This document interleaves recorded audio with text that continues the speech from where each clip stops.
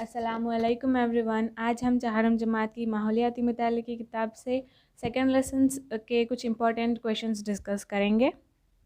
हमारे दूसरे सबक का नाम है मुख्तलिफ़ किस्म के खेल और इसके उसूल। फर्स्ट क्वेश्चन इज़, कबड्डी के खेल में कितने खिलाड़ी मौजूद होते हैं? यानी खेलने वाले खिलाड़ियों की तादाद। एक्स्ट्रा प्लेयर्स की बात यहाँ पर नहीं की जा रही है, तो खेलने वाले खिलाड़ियों की तादाद 7 होती है।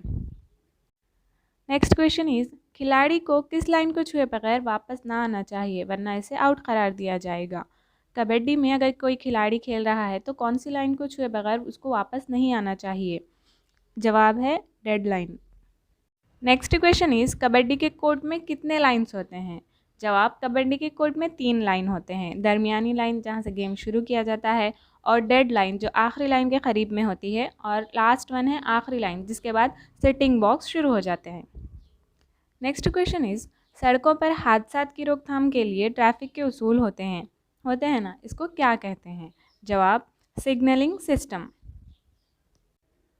नेक्स्ट क्वेश्चन, सड़क पर किस मुकाम पर गाड़ियां बहुत कम रफ्तार से चलानी चाहिए? जवाब, ज़ीब्रा क्रॉसिंग। नेक्स्ट क्वेश्चन, कौन सा वक्त बच्चों के खेल के लिए बेहतर होता है? जवाब, शाम 4 बजे से 6 बजे तक का जो वक्त है बच्चों के खेल के लिए बेहतर होता है।